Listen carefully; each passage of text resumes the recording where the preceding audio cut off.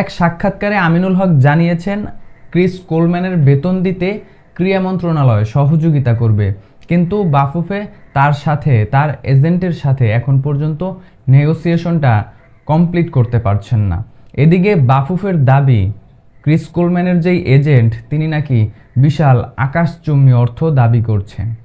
আসসালামু আলাইকুম, আশা করি যে যেখানে আছেন সুস্থ আছেন। চলছে বিশ্বকাপের আমেজ। কোন দলের স্কোয়াডটা কীরকমের হবে? প্রিয় দল আর্জেন্টিনা কিংবা ব্রাজিলের, অথবা ফ্রান্স কিংবা জার্মানি, পর্তুগাল, কোন দলের স্কোয়াড কীরকমের হবে, কে কোন দলে জায়গা হারাবেন, এরকমের শঙ্কা যখন বাংলাদেশি ফুটবল ভক্তদের, সেই সময়ে সব কিছুর আড়ালে চলে যাচ্ছে বাংলাদেশ ফুটবলের কোচ নিয়োগ।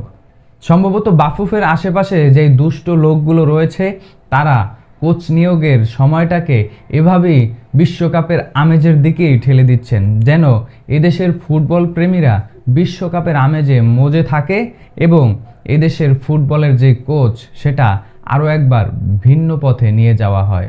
এই প্রথমবারের মতো বাংলাদেশ কোচ নিয়োগ দিচ্ছে সিভি জমা নিয়ে, ইন্টারভিউ নিয়ে। এর আগে চুপিসারে যে কোনো একজনকে নিয়ে আসা হয়েছে তাদের যেই ফায়দা সেই ফায়দা লুটবার জন্য, যাকে উপযুক্ত মনে হয়েছে তাকেই নিয়ে আসা হয়েছে। কিন্তু এবারই বাংলাদেশে এই প্রথমবার হামজা শমীদদের বদৌলতে যেই কোচ নিয়োগ দেওয়া হচ্ছে, সেখানে 300+ সিভি, সেখান থেকে শর্ট লিস্ট এবং অবশেষে কয়েকজনকে নিয়ে বিশেষ আলোচনা। রোজারিও মিকেলকে আমরা এভাবেই হারিয়েছি, সময়টাকে বাড়িয়ে বাড়িয়ে আলোচনা দীর্ঘায়ু করে শেষমেশ তাকে হারানো হয়েছে। কেননা তিনি যখন অনিশ্চয়তার মুখ দেখছিলেন বাংলাদেশ ফুটবলের কোচিংয়ে দায়িত্ব পাওয়ার ক্ষেত্রে, তখন তিনি সিদ্ধান্ত বদলে নিজের দেশের একটি ক্লাবে কোচ হয়ে গেলেন। ক্রিস কোলম্যানকে নিয়েও কি সেরকমেরই শঙ্কা? কেননা তাকে নাকি তার সাথে যোগাযোগের ব্যাপারে অনিশ্চয়তা, তার এজেন্ট বেশি অর্থ দাবি করছে। এসব বিষয় তো ক্লিয়ার করা উচিত ছিল যখন তার ইন্টারভিউ নেওয়া হচ্ছিল।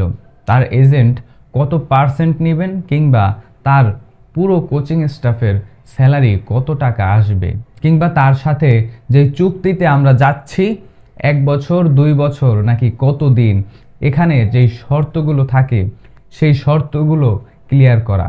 যেখানে শর্ট লিস্ট হয়ে গেছে, কিংবা আমরা যেই 2-3 জন ফেভারিট কোচের আলোচনায় নিয়ে এসেছি তাদেরকে, সেখানে এখন পর্যন্ত আমরা কোচ নিয়োগ দিতে পারছি না। অথচ ক্রীড়া প্রতিমন্ত্রী তিনিও জানিয়েছেন বাফুফেকে সহযোগিতা করা হবে। এত সহযোগিতার পরেও, মানুষের এত আমেজের পরেও, আমাদের এত সাপোর্টের পরেও কেন এরকমের 2-1 জন কোচ পেয়েও আমরা নিয়োগ দিতে পারছি না এখন পর্যন্ত? সব কিছুর উত্তর এখন আমরা জানি, অ্যাসিস্ট্যান্ট কোচ। যেখানেই সিন্ডিকেটের সবচেয়ে মূল চাবিকাঠি নাড়া হয়, সেই জায়গায় সম্ভবত নেগোসিয়েশনটা করতে পারছে না কেউ। কেননা বিশ্বের সেরা নামি দামি কোচগুলো তারা কেউই ব্যক্তিগতভাবে যেই কোচিং স্টাফ নিয়ে আসবেন সেখানে অন্য একজনকে জায়গা দিবেন না। কেননা এখানে কাজের একটা সুবিধা থাকেই, আপনার ফিলোসফি কিংবা তার ফিলোসফি, এই জায়গাটা যখন মিলবে তখনই তো কাজের গতিটা বাড়বে। এজন্যই বড় বড় কোচেরা তার সহকারী কোচ হিসেবে এমন একজনকে নিয়ে আসেন যার সাথে আন্ডারস্ট্যান্ডিংটা ওরকমেরই থাকে, যাকে নিজের মতো মনে হয়, যার মেন্টালিটি নিজের মতো মনে হয়, তাকেই তারা নিয়ে আসেন। এখন শঙ্কা জেগেছে বাংলাদেশের কোটি ফুটবল ভক্তের আরও একবার হতাশ হওয়ার।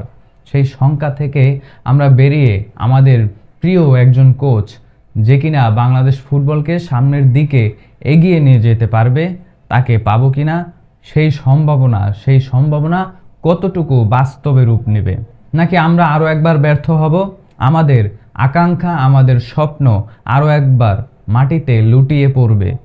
সেই দিকেই কি আমরা আবার হাঁটছি কিনা? আপনার কি মনে হয়? আপনিও কি আমার সাথে একমত কিনা? বাংলাদেশ কোন দিকে যাচ্ছে সেই শঙ্কা আমরা এখনও কাটিয়ে উঠতে পারছি না। কমেন্ট বক্সে আপনার মূল্যবান মন্তব্য অবশ্যই জানাবেন।